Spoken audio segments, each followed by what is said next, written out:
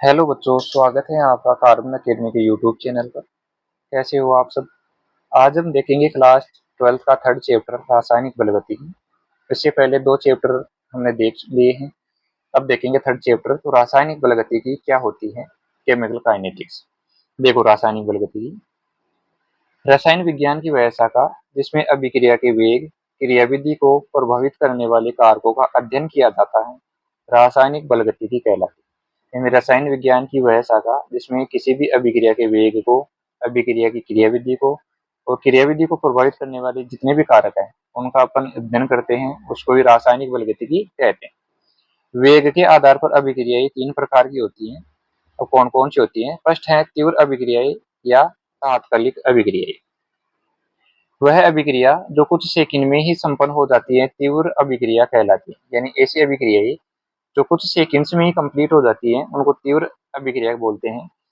Example के लिए है समस्त आयनिक व उदासीनीकरण अभिक्रियाएं हैं वो सभी तीव्र अभिक्रियाओं में आती है। जैसे HCl और NaOH की रिएक्शन है, वो कुछ ही सेकंड में, मिनी सेकंड्स में संपन्न हो जाती है और बन जाता है NaCl प्लस H2। मध्यमवर्ती अभिक्रियाएं वह अभिक्रियाएं जिनको संपन्न होने में कुछ घंटे या कुछ दिन लगते हैं, मध्यम वेग अभिक्रियाएं कहलाती हैं। ऐसी रिएक्शंस जिनको संपन्न होने में कुछ घंटे भी लग सकते हैं, कुछ दिन भी लग सकते हैं, महीने 20 दिन लग सकते हैं, उनको बोलते हैं मध्यमवर्ती अभिक्रियाएं। जैसे एस्टर का जल अपघटन या शर्करा का जल अपघटन, ये आते हैं मध्यमवर्ती अभिक्रिया के अंदर। तीसरे प्रकार की धीमी अभिक्रिया या मंद वेग अभिक्रिया। वे अभिक्रियाएं जिनको संपन्न होने में कई वर्ष लगते हैं, मंद वेग अभिक्रियाएं कहलाती है। यानी जिनको संपन्न होने में 5-7 महीने लग गए या वर्षों में जो रिएक्शन संपन्न हो रही है उनको धीमी अभिक्रियाओं में रखते हैं। जैसे लोहे पर जंग लगना है, ग्रेफाइट का हीरे में रूपांतरण है, ये धीमी अभिक्रियाओं के प्रकार में आता है। अब देखो अभिक्रिया का वेग, रेट ऑफ रिएक्शन क्या होता है? अभिकारकों व उत्पादों की सांद्रता में समय के साथ होने वाला परिवर्तन अभिक्रिया का वेग कहलाता है। यानी समय के साथ साथ अभिकारकों की और उत्पादों की सांद्रता में परिवर्तन होता है, उसी को अभिक्रिया का वेग कहते हैं। समय के साथ साथ अभिकारकों की सांद्रता कम होती है। जैसे जैसे समय बढ़ेगा तो अभिकारकों की सांद्रता तो कम होती रहती है और उत्पादों की सांद्रता है वो बढ़ने लगती है। कहने का मतलब अभिकारकों से उत्पाद का निर्माण होता है, तो जैसे जैसे समय बढ़ेगा वैसे वैसे अभिकारकों की सांद्रता तो कम हो जाएगी और उत्पादों की सांद्रता बढ़ जाएगी। अतः अभिकारकों के वेग में कमी आती है। इस कारण से अभिकारकों का जो वेग होगा, यानी सांद्रता कम होगी तो उनके बीच में होने वाली टक्कर भी कम होगी, तो उनका वेग भी कम हो जाएगा और उत्पादों के वेग में वृद्धि होती है। तो अभिक्रिया का वेग है, उसका फॉर्मूला क्या आएगा? सांद्रता में परिवर्तन कोण समय, परिवर्तन में लगा समय भी बोल सकते हैं। अब देखो इनके बीच में क्या होगा कि एक ये तो सांद्रता है और इस तरफ समय है, तो समय के साथ साथ जो अभिकारक है वो तो घट रहे हैं और समय के साथ साथ उत्पाद है वो बढ़ रहे हैं। तो दोनों का ग्राफ इस प्रकार से बन जाएगा। अभिक्रिया का औसत वेग निकालते हैं, तो वो कैसे निकालेंगे? संपूर्ण अभिक्रिया काल में होने वाले अभिकारकों व उत्पादों के वेग परिवर्तन का औसत, यानी संपूर्ण जो अभिक्रिया काल है, कितने समय में अपनी अभिक्रिया हो रही है, उस समय के अंदर अभिकारकों और उत्पादों के वेग परिवर्तन का जो औसत निकालेंगे और जो औसत निकालने के ऊपर जो मान प्राप्त हो रहा है उसे ही उस अभिक्रिया का औसत वेग कहते हैं। मानो अभिकारकों की सांद्रता R1 व R2 है और उत्पादों की सांद्रता क्रमशः P1 और P2 है। मान लिया कि अपने पास अभिकारक हैं R1 और R2 है और उनसे बनने वाले जो प्रोडक्ट है वो P1 और P2 है। समय अपना T1 और T2 है। अतः अभिकारकों का जो औसत वेग होगा वो कैसे होगा? Minus del R upon del T. Minus से लगा रहा है रिएक्टेंट से पहले कि समय के साथ में रिएक्टेंट की सांद्रता है वो घट रही है, तो जो माइनस का चिन्ह है वो सांद्रता घट रही है, इस बात को इंडिकेट करता है। तो यहाँ से क्या होगा? Minus R2 minus R1 upon T2 minus T1। इसका क्या निकल जाएगा? औसत निकल के आ जाएगा। उत्पादों का औसत वेग कैसे निकलेगा? Plus del P upon del T. यहाँ प्लस किस चीज को दर्शा रहा है कि समय के साथ साथ उत्पादों की सांद्रता बढ़ रही है, तो प्लस का मतलब क्या है? सांद्रता बढ़ रही है। यहाँ से क्या आएगा? P2 minus P1 upon T2 minus T1। अब ग्राफ के माध्यम से समझो कि इस तरफ तो अभिकारकों की सांद्रता है वो तो क्या हो रही है? घट रही है, और समय इस तरफ जा रहा है तो समय के साथ साथ अभिकारकों की सांद्रता डिक्रीज हो रही है, कम हो रही है। अभिक्रिया का वेग जितना अधिक होगा अभिकारकों की सांद्रता उतनी जल्दी कम होगी। यानी जितनी जल्दी से अभिक्रिया का वेग होगा, रेट ऑफ रिएक्शन ज्यादा होगी, तो अभिकारकों की सांद्रता उतनी ही जल्दी से क्या होगी? कम होगी। रेट ऑफ रिएक्शन ज्यादा हुई तो अभिकारकों की सांद्रता कम हो जाएगी और उत्पादों की सांद्रता उतनी ही जल्दी से बढ़ जाएगी, यानी जितनी जल्दी रिएक्शन ज्यादा संपन्न होगी उसी हिसाब से अभिकारकों की सांद्रता कम होगी और उत्पादों की सांद्रता बढ़ जाएगी।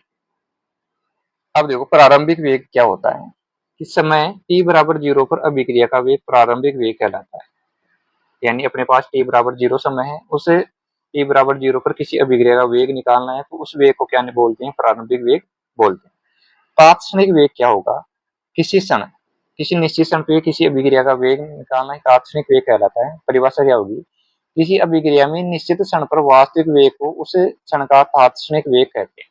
यानी कोई भी अभिक्रिया है उसके लिए निश्चित क्षण पर जो उसका वास्तविक वेग है वो उस क्षण का तात्क्षणिक वेग कहलाएगा। अभिक्रिया का अति लघु समय अंतराल पर औसत वेग तात्क्षणिक वेग के बराबर होता है। कोई भी अभिक्रिया है उसके लिए अति लघु समय अंतराल पर उसका जो औसत वेग होगा वही उसका तात्क्षणिक वेग कहलाता है। तात्क्षणिक वेग बराबर क्या होगा? आर इंस्टेंटेनियस बराबर लिमिट क्या होगी? डेल टी 0, तो रिएक्टेंट के लिए तो क्या होगा? Minus del R upon del T, और प्रोडक्ट के लिए क्या हो जाएगा? Del P upon del T. तो आर इंस्टेंटेनियस बराबर क्या होगा? Minus d R upon d T बराबर हो जाएगा प्लस का d P upon d T. अब यहाँ देखो ग्राफ के माध्यम से समझो कि उत्पादों की सांद्रता है और यहाँ क्या है? समय टी है। दोनों के बीच में ग्राफ खींचेंगे तो जो ग्राफ जाता है वो कैसे जाता है? ऐसे धीरे धीरे बढ़ेगा और लास्ट में जाते जाते क्या हो जाएगा? डिकेज हो जाएगा। मतलब रिएक्टेंट की संख्या बीच में टक्कर बढ़ेगी तो ये इनकी संख्या धीरे धीरे क्या हो रही है? कम हो रही है, प्रोडक्ट में बदल रही है। तो यहाँ से क्या होगा? आर इंस्टेंटेनियस बराबर d P upon d T graph का ढाल बताता है। तो R instantaneous d P upon d T बराबर क्या आ जाएगा? Tan theta O A upon O B. ये वाला देखो इस तरफ को क्या है? टाइम है और ये क्या है? पी है। तो यहाँ से ओ ए और ये क्या हो जाएगा? ओ बी हो जाएगा। अब अभिक्रिया वेग को प्रभावित करने वाले कारक कौन कौन से हैं? पहला तो है अभिकारकों की सांद्रता। तो अभिकारकों की सांद्रता बढ़ने पर अभिक्रिया के वेग में वृद्धि होती है। अगर अभिकारकों की सांद्रता बढ़ रही है तो अभिक्रिया का वेग भी बढ़ेगा। अगर अभिकारकों की सांद्रता घट रही है तो अभिक्रिया के वेग में कमी आएगी। ये कमी, इसके लिए नियम कौन सा है? द्रव्य अनुपाती क्रिया नियम है। ताप के ऊपर देखो, ताप बढ़ाने पर अभिकारकों के अणुओं की गतिज ऊर्जा में वृद्धि होती है। जैसे जैसे ताप बढ़ाएंगे तो अभिकारकों के जो अणुओं की गतिज ऊर्जा है वो भी बढ़ेगी, और जब गतिज ऊर्जा बढ़ेगी तो अभिक्रिया के वेग में भी वृद्धि होगी। विलायक की प्रकृति, आयनिक यौगिकों की क्रिया ध्रुवीय विलायकों से तथा सहसंयोजी यौगिकों की क्रिया अध्रुवीय विलायकों से करने पर अभिक्रिया के वेग में वृद्धि होती है। कहने का मतलब ये है कि ध्रुवीय यौगिक वो ध्रुवीय विलायकों में घुलते हैं और अध्रुवीय यौगिक अध्रुवीय विलायकों में घुलते हैं।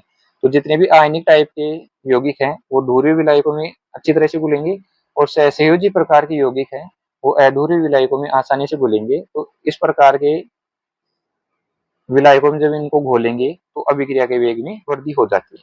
पृष्ठीय क्षेत्रफल देखो, ठोस अभिकारकों की सतह का क्षेत्रफल बढ़ने पर अणुओं के मध्य टक्कर बढ़ती है जिससे अभिक्रिया का वेग भी बढ़ता है।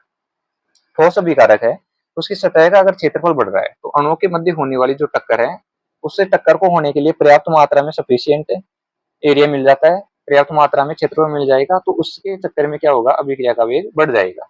अब विकिरण का प्रभाव देखो, कुछ रासायनिक अभिक्रियाएं प्रकाश की उपस्थिति में ही संपन्न होती है। कुछ रिएक्शंस ऐसी हैं जो प्रकाश की उपस्थिति में ही संपन्न होंगी, इन्हें प्रकाश रासायनिक अभिक्रियाएं कहते हैं। ऐसी अभिक्रियाओं का प्रकाश की उपस्थिति में अभिक्रिया वेग बढ़ जाता है। जब इनको प्रकाश की उपस्थिति देते हैं तो अभिक्रिया का वेग इनसे बढ़ जाएगा। जैसे H2 प्लस Cl2 है, ये प्रकाश की उपस्थिति में 2HCl बहुत तेज गति से बना लेते हैं। उत्प्रेरक का प्रभाव देखो, उत्प्रेरक वे पदार्थ होते हैं जिनमें स्वयं में कोई स्थायी रासायनिक परिवर्तन नहीं होता लेकिन ये अभिक्रिया के वेग को बढ़ा देते हैं। उत्प्रेरक हैं उनमें स्वयं में तो कोई परिवर्तन नहीं आएगा लेकिन ये अभिक्रिया के वेग को बढ़ा देते हैं। ऐसे पदार्थों को उत्प्रेरक कहते हैं। अब देखो नेक्स्ट टॉपिक है वेग स्थिरांक या वेग व्यंजक किसे कहते हैं? किसी अभिक्रिया के वेग को अभिकारकों की सांद्रता के पदों में व्यक्त करना ही वेग नियम या वेग स्थिरांक वेग व्यंजक कहलाता है। कोई भी अभिक्रिया है उसके अभिकारकों की जो सांद्रता है उसे अभिकारकों की सांद्रता के पदों में व्यक्त करना ही किसी अभिक्रिया का वेग नियम कहलाता है। वेग नियम को वेग समीकरण या वेग स्थिरांक भी कहते हैं। फॉर एग्जाम्पल के लिए कोई अभिक्रिया है ए बी रिएक्ट करके सी और डी बना रही है। यहाँ ए के स्मॉल ए मोल है, बी के स्मॉल बी, सी के सी है और डी के डी। तो अभिक्रिया का वेग है वो समानुपाती होगा अभिकारकों की सांद्रता की। तो अभिकारक कौन कौन से हैं, ए है और बी है। तो अभिक्रिया का वेग समानुपाती है ए और बी के। ए की पावर एक्स है और बी की पावर वाई है। ये दोनों क्या होती है, अभिक्रिया की कोटि होती है कि अभिकारकों की सांद्रता में कितना परिवर्तन हो रहा है, ये एक्स और वाई इस चीज को दर्शाते हैं। तो वेग, अभिक्रिया का वेग बराबर हो जाएगा, यहाँ समानुपाती का चिन्ह हटेगा, के कांस्टेंट आएगा। के को बोलते हैं वेग स्थिरांक या वेग नियतांक बोलते हैं। तो के ए की पावर एक्स बी की पावर वाई आ जाएगा। अब अभिक्रिया का वेग अपने को पता है क्या होता है, समय के साथ अभिकारक की सांद्रता करती है। तो इसको कैसे लिखोगे, minus d R upon d T बराबर के ए की पावर एक्स और बी की पावर वाई, इसको लिख देंगे। अब देखो, किसी अभिक्रिया का वेग स्थिरांक के, अभिकारकों की प्रकृति, अभिक्रिया की कोटि, उत्प्रेरक तथा ताप पर निर्भर करता है। कोई भी अभिक्रिया है उसका वेग स्थिरांक के जो अपने पास आया था, वो अभिकारकों की प्रकृति पर, अभिक्रिया की कोटि पर, उत्प्रेरक पर और ताप के ऊपर निर्भर करता है। अब वेग स्थिरांक की इकाई अपने को निकालती है, तो वेग बराबर अपने पास फॉर्मूला आया था के ए की पावर एक्स बी की पावर वाई। एक्स और वाई है ये बराबर होते हैं एन के, और एन क्या है, अभिक्रिया की कोटि होती है। तो के बराबर क्या आया कि वेग अपॉन, जब यहाँ से के निकालना है तो ए और बी को यहाँ वेग के नीचे ले आए, भाग में आ गया, तो के बराबर आया वेग अपॉन ए की पावर एक्स बी की पावर वाई। तो वेग है वो क्या होता है, समय के साथ सांद्रता में परिवर्तन को वेग कहते हैं किसी रिएक्शन के लिए। तो सांद्रता बटे हुए समय, और ए और बी में क्या है, कोई रिएक्टेंट की जो सांद्रता है उसमें परिवर्तन हो रहा था, लेकिन जो परिवर्तन हो रहा था वो उसकी कोटि आ रही थी। तो यहाँ क्या हो जाएगा, सांद्रता बटे हुए समय गुणा एक बटे हुए सांद्रता की पावर एन आ जाएगा। अब सांद्रता और जो समय है उसको डिनोट करेंगे तो कैसे आएगा, सांद्रता का मात्रक मोल अपॉन लीटर आता है।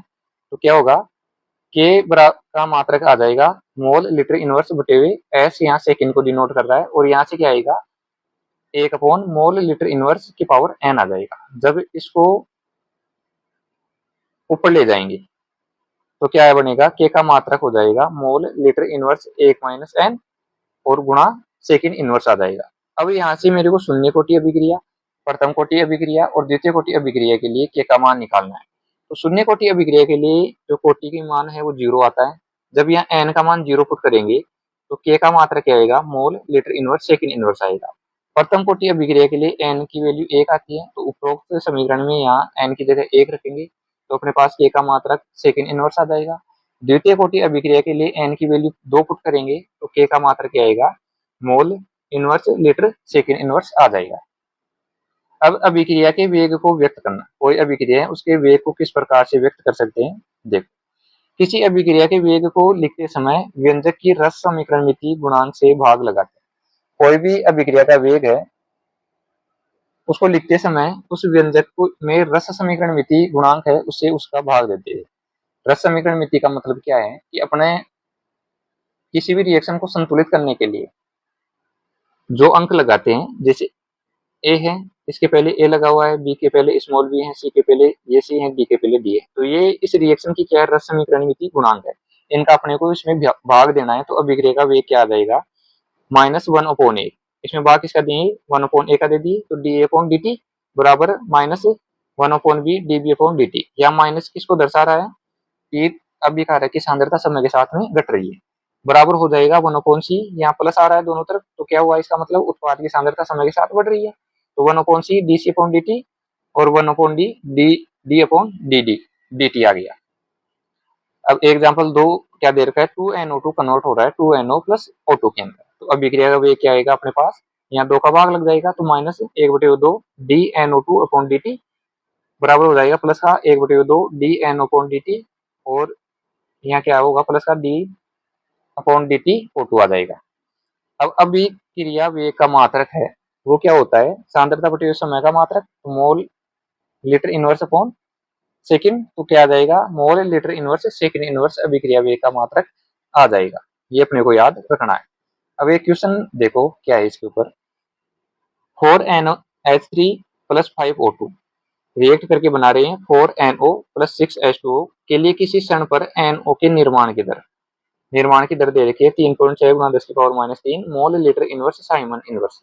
तो NH3 के विघटन होने की दर पूछा है, H2O के निर्माण की दर पूछा है और अभिक्रिया दर पूछा है। तो सबसे पहले निकालना है अपने को NH3 के विघटन होने की दर। तो अपनी रिएक्शन क्या थी, 4NH3 प्लस 5O2 कन्वर्ट हो रही थी 4NO प्लस 6H2। पहले तो इसको वेग ये पदों में लिख लो। तो क्या आएगा, एक माइनस का 1/4 d N H three upon d T, यहाँ आएगा माइनस का 1/5 d O two upon d T, और आगे क्या आएगा प्लस का 1/4 d N O upon d T, बराबर आएगा किसके, plus 1/4 d H two upon d T. अब अपने को याद करना है NH3 के विघटन होने की दर, तो क्या आएगी, अपने पास ये था, और अपने पास क्वेश्चन में दे रखा है NO के निर्माण की दर दे रखा है ये वाला, तो ये दोनों बराबर हो जाएगा। तो माइनस है 1/4 d N H three upon d T बराबर होगा प्लस का 1/4 d N O upon d T.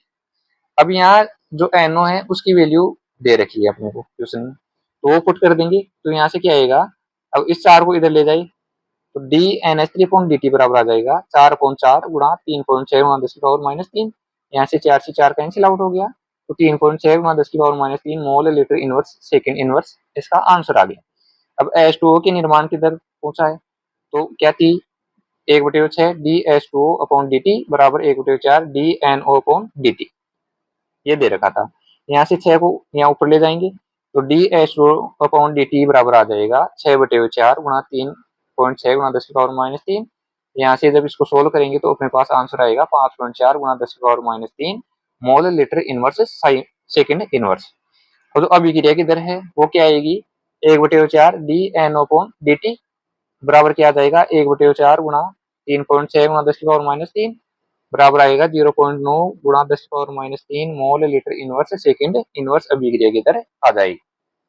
Second question देखो कि 2A प्रोडक्ट था, ये उत्पाद में कन्वर्ट हो गया। अभिक्रिया से A की सांद्रता 10 मिनट में 0.5 मोल लीटर इनवर्स से घटकर 0.4 मोल लीटर इनवर्स रह जाती है। अब जो A रिएक्टेंट था इसकी सांद्रता है वो 10 मिनट के अंदर 0.5 मोल से आ गई 0.4 मोल लीटर इनवर्स पर। इस समय अंतराल के लिए अभिक्रिया का वेग ज्ञात करना है। अब जो समय अंतराल दिया है उसके अंदर अपने को अभिक्रिया का वेग ज्ञात करना है कि किस वेग से अभिकारक की जो सांद्रता है वो 0.5 से 0.4 पे आ गई। तो 2A से बन रहा था उत्पाद, तो अभिक्रिया का वेग क्या होगा, माइनस का 1/2 डी अपॉन डी टी बराबर क्या आ जाएगा, माइनस A की सांद्रता में परिवर्तन, A की सांद्रता R2 minus R1 upon 2 dt आ जाएगा। अब देखो R2 की वैल्यू कितनी है 0.4 और R1 की वैल्यू कितनी है 0.5, पुट करेंगे तो क्या आएगा, माइनस का 0.4 माइनस 0.5 अपॉन 2 गुणा 10 आ जाएगा। यहाँ से क्या बनेगा कि माइनस का 0.1 अपॉन 20, तो अभिक्रिया का वेग क्या आ जाएगा, A के विलुप्त होने की दर दोनों बराबर होंगी, क्या आएगा 0.005 mole litre inverse metre inverse, ये अभिक्रिया का वेग आ जाएगा। अब देखो अभिक्रिया की कोटि क्या होती है, कि किसी अभिक्रिया के वेग व्यंजक में अभिकारकों की सांद्रता के घातांकों का योग उस अभिक्रिया की कोटि कहलाती है। कोई भी अभिक्रिया का वेग व्यंजक है उसमें अभिकारकों की जो सांद्रता के घातांक में जो भी नंबर लिखते हैं उनका योग क्या होगा, अभिक्रिया की कोटि कहलाता है। दूसरी परिभाषा अगर अथवा में देखें तो किसी अभिक्रिया में अभिकारक अणुओं की संख्या जिनकी सांद्रता में परिवर्तन होता है उसे अभिक्रिया की कोटि कहते हैं। कोई भी अभिक्रिया में अभिकारक अणुओं की जो संख्या है उनकी सांद्रता में जो परिवर्तन हो रहा है उसी को क्या बोलते हैं, किसी अभिक्रिया की कोटि बोल रहे हैं। एक सामान्य अभिक्रिया से देखें तो A और B अपने पास दो अभिकारक थे, कन्वर्ट हो गए, और C और D, ठीक है। अभिक्रिया का वेग क्या आएगा, समानुपाती A की सांद्रता और B की सांद्रता, तो A की पावर x और B की पावर y आ गया, तो वेग बराबर क्या आया, यहाँ से समानुपाती का चिन्ह हटाएंगे, K कांस्टेंट आ जाएगा, तो K A की पावर x और B की पावर y आ जाएगा। तो यहाँ अभिक्रिया की कोटि क्या होगी, x और y का योग क्या होगी अभिक्रिया की कोटि। अभिक्रिया की कोटि को n से डिनोट करते हैं, तो अभिक्रिया की कोटि n बराबर क्या आ जाएगा, x प्लस y आ जाएगा। अब देखो अणुसंख्यता क्या होती है, किसी रासायनिक अभिक्रिया में भाग लेने वाले कुछ अभिकारक अणुओं की संख्या अणुसंख्यता कहलाती है। कोई भी रासायनिक अभिक्रिया है उसमें कितने अभिकारक अणु भाग ले रहे हैं वही उसकी अणुसंख्यता है। जैसे PCl5 है, ये कन्वर्ट हो रहा है PCl3 प्लस Cl2, यहाँ ओनली अपने को अभिकारक के अणुओं को देखना है, तो यहाँ PCl5 का एक अणु है तो अणुसंख्यता 1 होगी। या N2 प्लस O2 के दो अणु हो गए तो 2 अणुसंख्यता होगी। N2 3 H2 कितने हो गए, 3 तो H2 के और 1 N2 का, कितने हो गया 4। यहाँ देखो 4 NH3 और 5 O2, टोटल 5 और 4 कितने हो गए, 9 हो गए। अब देखो अणुसंख्यता और अभिक्रिया की कोटि में अंतर क्या होता है। अणुसंख्यता देखो, किसी भी अभिक्रिया में भाग लेने वाले अणुओं की संख्या अणु संख्याता कहलाती है। कोई भी रिएक्शन है उसमें भाग लेने वाले जो अणु है उनकी संख्या अणु संख्याता कहला रही थी। अभिक्रिया की कोटि होती है अभिकारक अणुओं की संख्या जिनकी सांद्रता में परिवर्तन होती है अभिक्रिया की कोटि कहलाती है। और अभिक्रिया के अणुओं की सांद्रता में परिवर्तन को क्या बोल रहे थे, अभिक्रिया की कोटि बोल रहे थे। अणु संख्याता एक सैद्धांतिक मान होता है और अभिक्रिया की कोटि एक प्रायोगिक मान होता है जो अपन निकालते हैं। सैद्धांतिक मान है वो हमेशा पूर्णांक में आता है और जो अभिक्रिया की कोटि का मान है ये भिन्नात्मक, ऋणात्मक, धनात्मक कुछ भी आ सकता है, जीरो भी आ सकता है। ये केवल सरल अभिक्रियाओं के लिए लागू होता है। जो अणु संख्याता है वो ओनली अपन सरल अभिक्रिया है उनकी ही याद कर सकते हैं। जो जटिल अभिक्रिया है जो 4-5 पदों में हो रही है उनके अंदर अपन अणु संख्याता याद नहीं कर सकते। लेकिन अभिक्रिया की कोटि है वो सरल और जटिल दोनों प्रकार की अभिक्रियाओं में लागू होती है। जो 4 या 5 पदों में संपन्न हो रही है उस जैसी अभिक्रिया जटिल अभिक्रिया कहलाती है। उनकी कोटि भी अपने याद कर सकते हैं लेकिन अणु संख्याता याद नहीं कर सकते। अब क्वेश्चन देखो, एक अभिक्रिया a प्लस बी से उत्पाद बन रहा है के लिए वेग नियम r बराबर है k a की पावर 2 b की पावर 3 से दिया गया है। अभिक्रिया की कोटि क्या होगी। अब अभिक्रिया की कोटि क्या हो रही थी कि सांद्रता के जो घातांक थी वही अभिक्रिया की कोटि थी। तो यहाँ a की घात 2 है और b की घात 3 है। तो इस नियम से अभिक्रिया की कोटि क्या होगी, वेग नियम से सांद्रता के घातांकों का योग 2 + 3 बराबर क्या हो जाएगा 5। तो अभिक्रिया की कोटि कितनी आ गई 5 आ गई और अपना आंसर भी क्या आ गया 5 हो गया। प्रश्न है, अगर अक्ष का y में रूपांतरण द्वितीय कोटि बलगतिकी के अनुसार होता है। अक्ष है वो y में कन्वर्ट हो रहा है और अभिक्रिया की कोटि कौन सी है, द्वितीय प्रकार की है। यदि अक्ष की सांद्रता 3 गुनी कर दी जाए, अक्ष की सांद्रता को 3 गुना बढ़ा दिया जाए तो y के निर्माण होने के वेग पर क्या प्रभाव पड़ेगा। तो y का जो निर्माण हो रहा है उसके वेग के ऊपर क्या प्रभाव पड़ेगा, क्या इफेक्ट पड़ेगा। देखो अभिक्रिया क्या हो रही थी, x से y बन रहा था तो अभिक्रिया का वेग क्या होगा, वेग बराबर k x की पावर 2 हो जाएगा क्योंकि अभिक्रिया की कोटि कैसी है, द्वितीय प्रकार की है। अभिक्रिया की कोटि कितनी थी 2। अब x की सांद्रता को 3 गुना कर दिया जाए तो अभिक्रिया का वेग क्या होगा k 3 x की पावर 2। तो यहाँ से क्या आएगा 9k x स्क्वायर आ जाएगा। अतः अभिक्रिया का जो वेग है वो 9 गुना बढ़ जाएगा। तो अपना आंसर क्या आ गया 9 आ गया। तो y के निर्माण में होने से वेग पर प्रभाव क्या पड़ेगा, 9 गुना वेग बढ़ जाएगा। अब समाकलित वेग समीकरण क्या होता है देखो, पहली है शून्य कोटि की अभिक्रियाएं। तो शून्य कोटि की अभिक्रियाएं किनको बोलते हैं, वह अभिक्रिया जिनमें अभिक्रिया का वेग अभिकारकों की सांद्रता के शून्य घातांक के समानुपाती हो शून्य कोटि की अभिक्रिया कहलाती है। ऐसी रिएक्शंस जिनमें अभिक्रिया का वेग है वो अभिकारक की सांद्रता की शून्य घात के समानुपाती हो उन्हें क्या बोलते हैं, शून्य कोटि की अभिक्रिया बोलते हैं। जैसे रिएक्टेंट से प्रोडक्ट बन रहा है, ये अपनी कोई अभिक्रिया थी तो अभिक्रिया का वेग क्या होगा -dr/dt बराबर क्या आ जाएगा के r की पावर 0। अब किसी भी चीज की पावर 0 है तो उसकी वैल्यू हमेशा कितनी आती है 1 आती है। तो अपने पास समीकरण क्या आएगा -dr/dt बराबर क्या आ जाएगा, इसको क्या बोलते हैं अवकलन वेग समीकरण बोलते हैं। तो यहाँ से मेरे को dr निकालना है तो dr बराबर क्या आ जाएगा -k/dt, यानी dt को इधर ले गए और माइनस को भी उधर ले गए या दोनों तरफ माइनस से मल्टीप्लाई करेंगे तो इस साइड से माइनस हट जाएगा और इधर माइनस लग जाएगा। उपरोक्त समीकरण का समाकलन करेंगे तो समाकलन क्या प्राप्त होगा अपने पास r बराबर -kt + c प्राप्त हो जाएगा और c यहाँ क्या है समाकलन नियतांक होता है।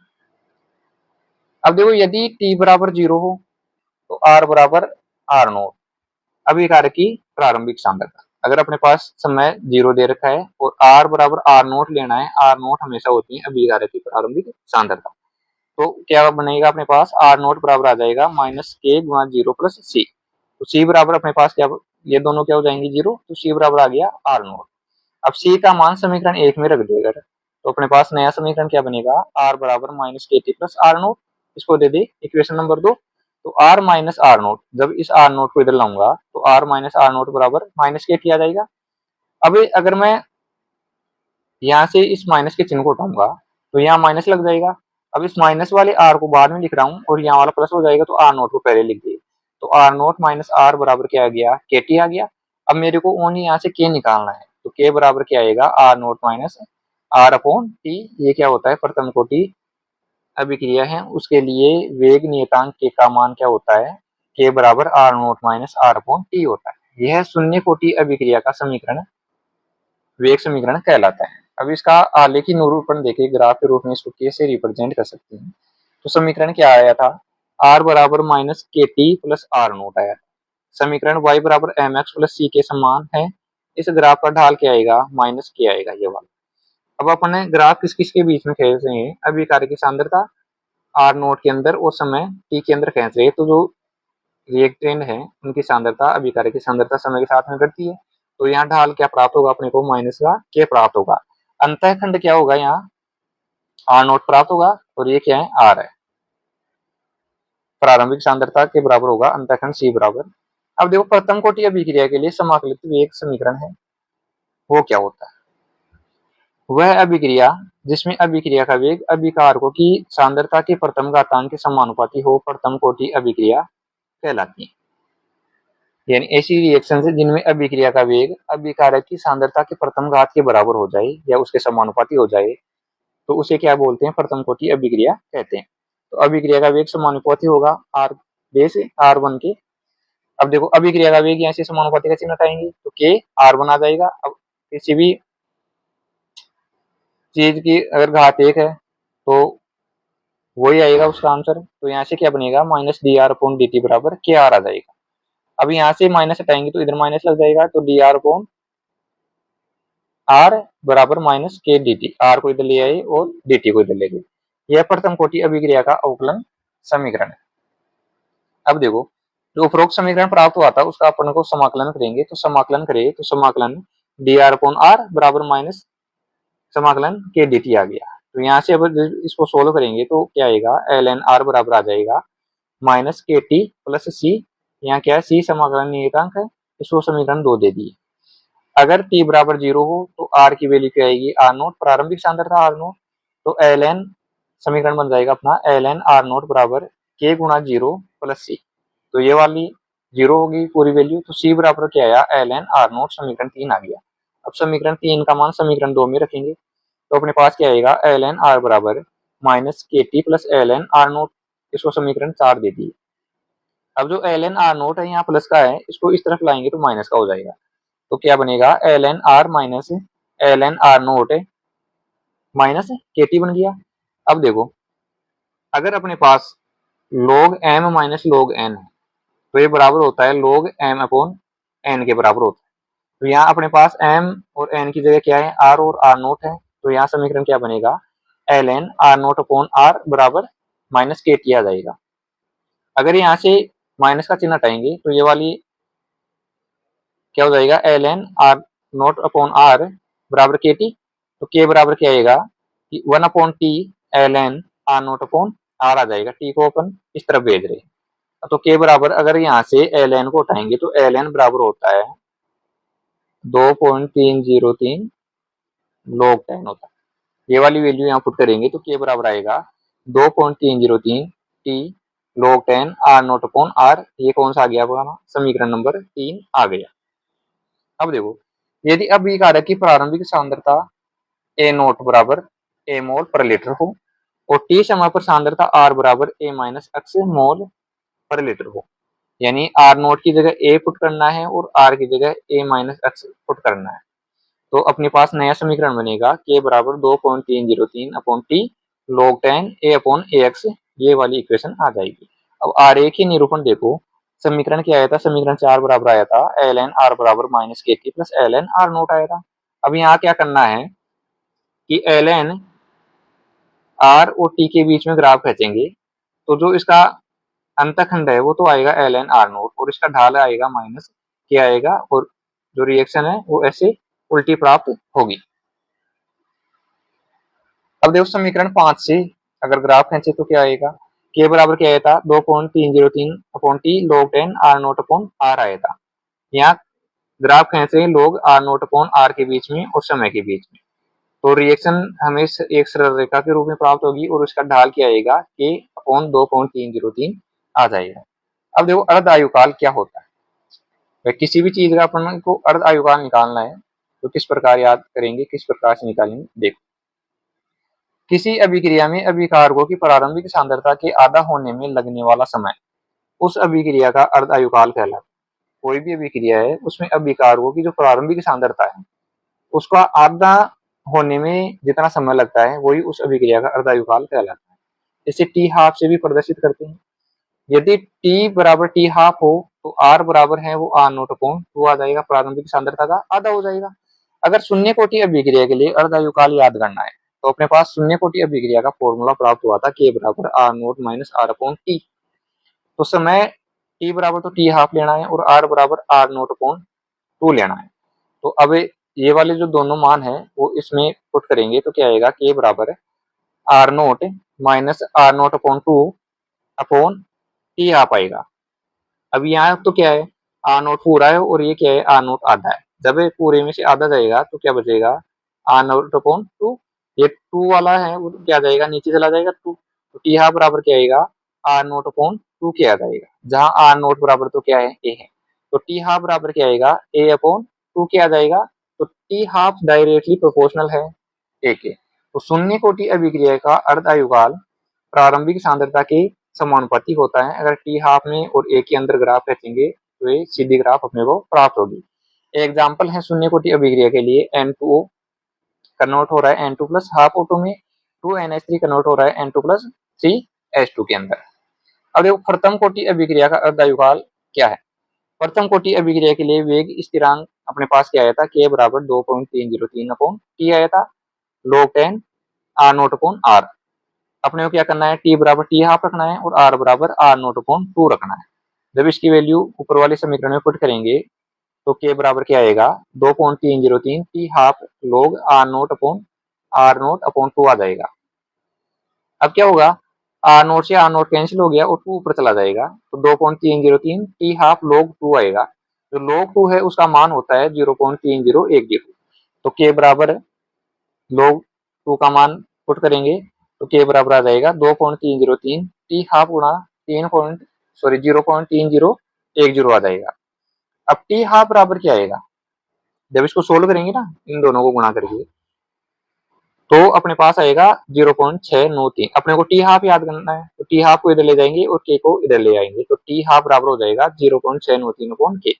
तो प्रथम कोटि अभिक्रिया का अर्धायुकाल अभिकारक की प्रारंभिक सांद्रता पर निर्भर नहीं करता है। अब इस फॉर्मूले में आपको प्रारंभिक सांद्रता अभिकारक की नहीं दिखेगी। तो टी हाफ में ये प्रारंभिक सांद्रता पर निर्भर नहीं करता है, लेकिन जीरो कोटि की रिएक्शन है उसमें क्या होगा, ये अभिकारक की प्रारंभिक सांद्रता के ऊपर निर्भर करता है। प्रथम कोटि अभिक्रिया के उदाहरण कौन कौन से, NH4 NO2 कन्वर्ट हो रहा है N2 प्लस 2H2O में। रेडियो एक्टिव तत्वों का विघटन है वो भी प्रथम कोटि अभिक्रिया का उदाहरण है। एस्टर का अम्लीय जल अपघटन है, कैसे होगा, CH3COO2H5 का जल अपघटन करवाना है तो कन्वर्ट हो जाएगा CH3COOH और C2H5OH के अंदर।